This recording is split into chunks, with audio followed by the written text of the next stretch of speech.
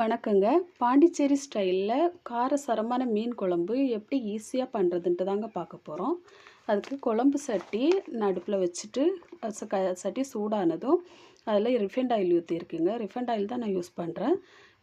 Oil சூடானதும் ஒரு கையளவு மீன் குழம்பு தாளிக்கிற வடகம் போட்டு அதையும் பொரிய விடுறேன். அது பொன்னிறமா பொரிஞ்சதும், அது கூட 10 பல் பூண்டு இடித்து சேர்த்துக்கிறேன். பூண்டு சேர்த்து அந்த பூண்டும் வடகமும் சேர்ந்து வதங்கணும். அது பொன்னிறமா பூண்டும் வதங்கட்டும். அது 2ம் சேர்ந்து வதங்கும் போதே அந்த ஃப்ளேவர் ரொம்ப நல்லாயிருக்குங்க.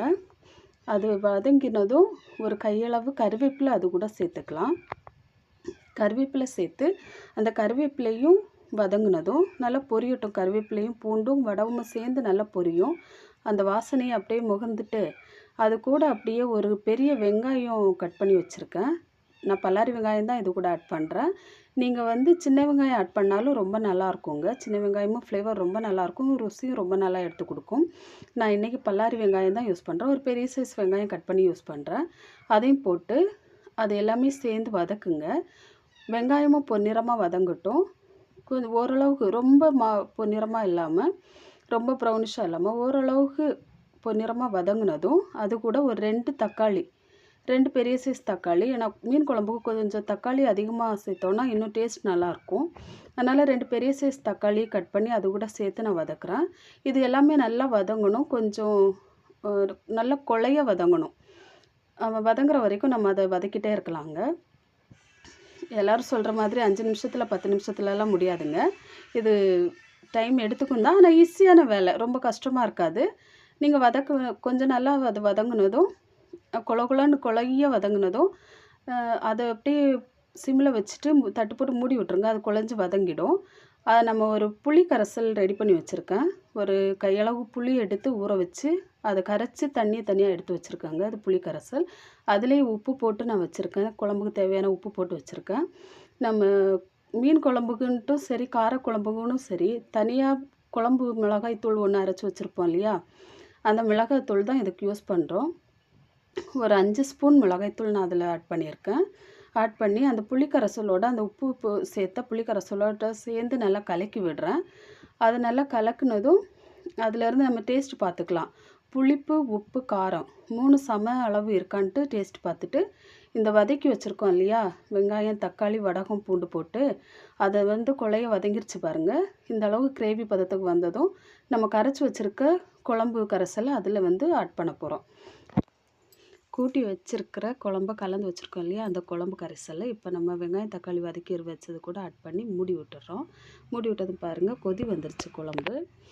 இந்த அளவுக்கு நல்லா கொதித்து வாசனை நல்லா வருங்க. அப்படி கமகமன்னு வாசனை வரும். அப்படி வாசனை வரும்போது நம்ம க்ளீன் பண்ணி வச்சுருக்க மீனை ஒவ்வொரு பீஸாக அதில் சேர்த்துக்கிறோம். நம்ம இன்றைக்கி கொஞ்சம் நல்ல நல்ல மீன் தான் எடுத்து சேர்த்துருக்கோம். மீனெல்லாம் சேர்த்துட்டு நம்ம மூடி போட்டு மூடி விட்டுடலாம். மூடி விட்டால் மீன் நல்லா குழம்போட சேர்ந்து அந்த காரம், அந்த உப்பு, காரம் எல்லாம் மீனில் நல்லா ஊறி வேக ஆரம்பிச்சிடும். வெந்ததுக்கப்புறமா கொதி வரும்போது நம்ம அதை நிறுத்திடலாம். குழம்புல சேர்த்து நம்ம மூடி போட்டு மூடி விட்டுடலாங்க. அது கொதித்து நல்லா வேகட்டும். வேகும்போதே குழம்பு தூளில் இருக்கிற உப்பு, காரம், அந்த குழம்போட புளிப்பு எல்லாமே அது மீனில் ஊறி நல்லா வேக ஆரம்பிச்சிரும்.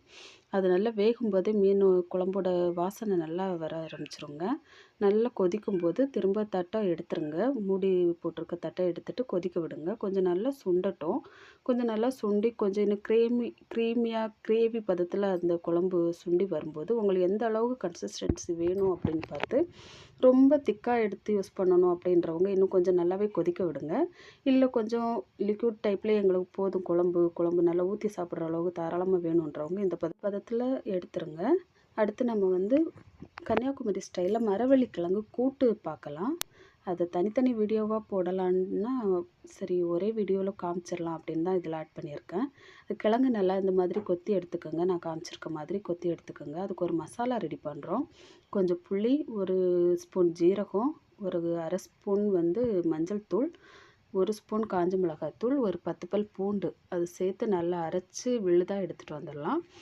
அதை அரைக்கட்டும். அரைச்சி எடுத்துகிட்டு அப்புறம் இதில் கிழங்கு கூட ஒரு சொம்பு தண்ணி ஊற்றி கொஞ்சமாக உப்பு ஆட் பண்ணி நம்ம வேக விட்டுடலாங்க. இது நல்லா குழைய வேகணும்.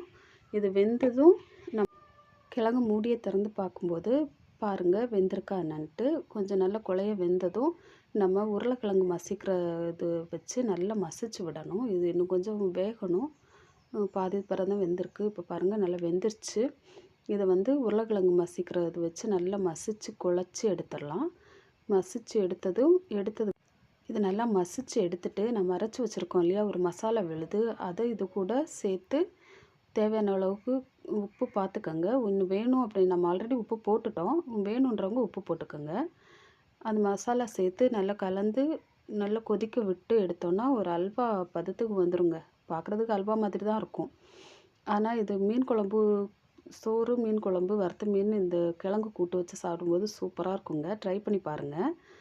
மசாலா சேர்த்து நல்லா கலந்து வேக விடணும். நல்லா வேக விட்டு கொதித்ததும் பாருங்கள் எந்த அளவுக்கு வரணும்னு சொல்லிவிட்டு நான் காமிக்கிறேன் வீடியோவில் பாருங்கள்.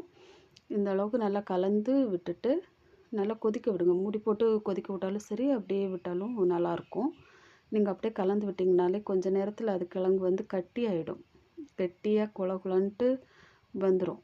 அப்படி வந்ததும் சரி, ரொம்ப கெட்டியாகவும் இல்லாமல் ரொம்ப தண்ணியாகவும் இல்லாமல் ஒரு இந்த அளவுக்கு கெட்டியாக வந்ததும் அது அடுப்பை சிம்மில் வச்சுக்கோங்க. அடி பிடிச்சிருங்க கிழங்கு. இது கிழங்குல அது அடி பிடிச்சிக்கும். இன்னும் கொஞ்சம் நல்லா சுண்டி வரும். உங்களுக்கு எந்த அளவுக்கு வேணும், ஊற்றி சாப்பிட்ற அளவுக்குன்னா ஓகே. அதுக்கு ஒரு தாளிப்பு கொடுத்துடலாம்.